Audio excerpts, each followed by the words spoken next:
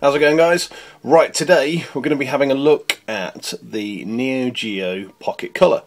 Now I got this just before Christmas. I've been waiting to get one for quite a long time, but sort of been putting it off. But anyway, managed to bag one finally on eBay. Got this one, which is in its sort of stunning blue marbled granite effect, with Metal Slug for $12.50 delivered. So a bit of a bargain on that one. So was well happy with that. And I've also picked up a couple of other games for it as well. So I've not had a go on this yet, and I've not played on one of these since basically, well, pretty much probably about 2000. So we're talking nearly 12 years since I've had a go on one of these. Back in the day, I used to have the AES, and was big into Japanese gaming, PC Engine and all that sort of stuff back then. So when the fact that a Neo Geo was actually being released in the UK, I was really excited about it, and said, you could actually go into a Virgin Megastore, and there it was, Neo Geo Pocket on the shelf. You go straight in, buy the games, and away you go. So yeah, was really excited about it. I ended up getting an import version of the sort of monochrome black and white version first, and then I think I traded in pretty much, I think it was only a few weeks after that the colour one came out, so traded it in and got a colour one. Now I can't remember why I traded it in or got rid of it in the end. I don't think I was overly that impressed with it, to be honest. So as I said, not played on it for sort of 12 odd years, and I'll be interested to see today, has it aged well? Are the games any good for it? Is it any good? Full stop. As I said, Neo Geo are actually releasing a new Neo Geo Pocket, and it's going to be like an MVS/AVS, arcade emulator. So it's going to have about sort of 40 games built into it, in a handheld. So it's all the the classic Neo Geo games on a real handheld this time, not sort of little versions. So the proper games. So I've got a Wiz that's got like a Neo Geo emulator, but it never quite runs them perfect. And if they get it right and they nail it and the games run really smoothly, I'm going to get one of these no matter what. I think first day of launch, when they come out in Japan. I said they really are going to, well, I think it's going to be a cool system to own. I said I'm really excited that Neo Geo, after all this time, have come back with a new handheld. So yeah, like 12 years ago since this one was released, and now they're back with a new one. You're never going to see that with any of the other guys. PC Engine aren't going to come back and make a new handheld. It's never going to happen. So for Neo Geo to come back, I am really stoked. Right, so quick look at the system then. The great thing about this system is the controller. All Neo Geo controllers are just amazing.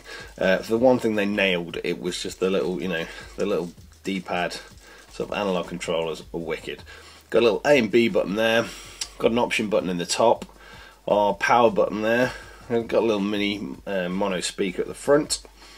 On the bottom there, got our headphone jack and power supply.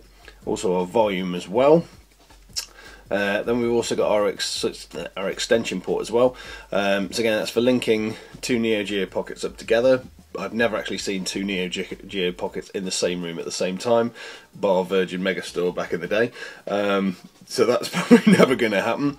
One cool thing you could get for this system was a Dreamcast cable. Now, a few Sega games were released on the Neo Geo Pocket, like Sonic the Hedgehog, and you could get this Dreamcast cable, so you could hook the actual Neo Geo Pocket up to the Dreamcast. I think you could use it like as a controller, and it would unlock a couple of different characters on, say, King of Fighters or something like that. So that was kind of cool back in the day. Right, so let's turn the system on and have a quick look. We'll just do, like, I don't know, 1 minute on each game and just sort of see how we get along.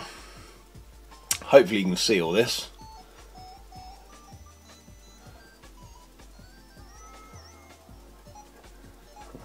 Sub battery dead.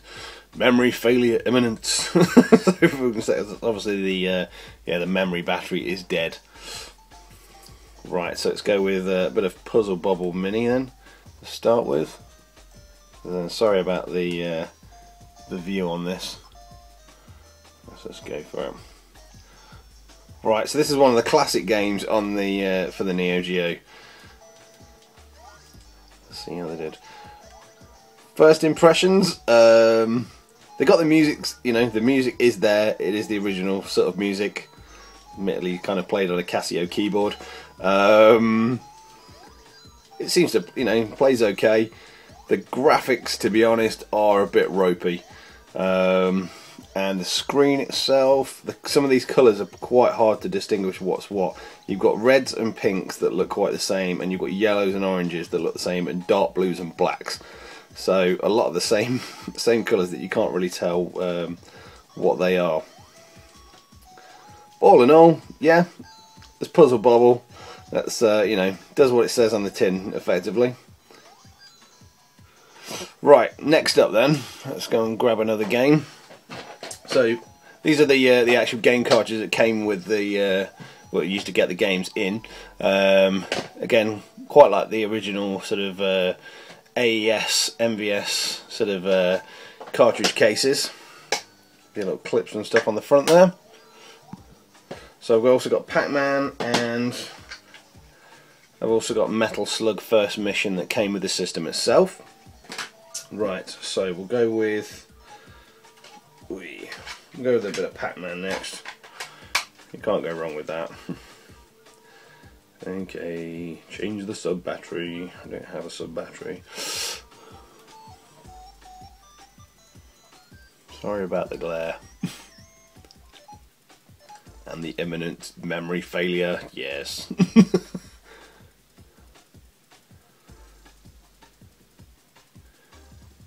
Okay.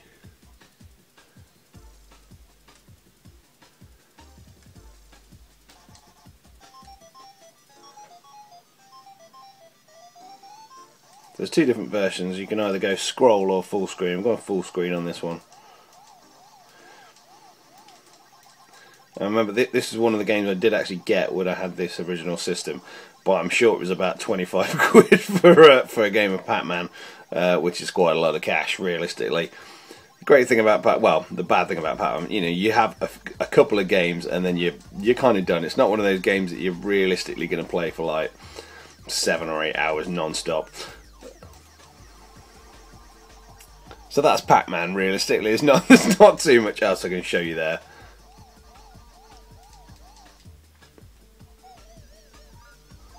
But yeah, not a bad little version, but it's not really pushing the limits of the system. Right, last game then, Metal Slug. Let's see what this is like. So this is one of the premium games on the Neo Geo. Let's get that going. So battery. So there's no contrast on this thing, which kind of sucks a bit. Just volume. Right. Let's get this going.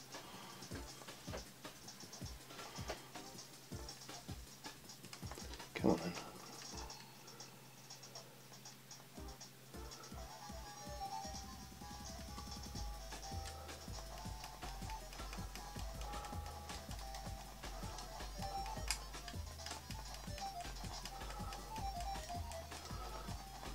Like I said, the music for this is bad.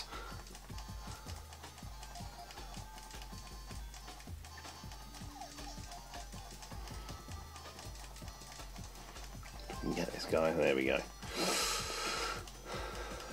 Right, so that's Metal Slug. I said no, it's not bad, I suppose. Am I blown away by it these days?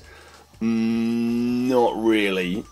Out the two, you gotta say the Game Boy Advance came out when this system, that's what this was going up against, was the Game Boy Advance. Out the two, I'd rather pick up my Game Boy Advance, to be honest. I said that's out the two. I think, you know, it's a way better system, realistically. Sorry, Neo Geo. And I said that's one of the reasons why it got dropped. Literally, like, you know, less than a year out over here. It said, you know, because just Nintendo just squashed it, really, because the system, you know, the Game Boy Advance is just twice the power of this thing, and it shows. But you know, it's still a cool system, and I'm glad I've got it in the collection. You know, it's it's a piece of Neo Geo history, and you know, I love Neo Geos. But yeah, I probably won't be buying any more games for the Pocket for the time being. I'm definitely going to be holding out for the that new handheld when it comes out later on this year. Alright guys, so that's just a quick little look at the Neo Geo Pocket Colour. Alright, thanks again for watching, and I'll catch you in the week with some more reviews. Take it easy. That's it, man. Game over, man. It's game over.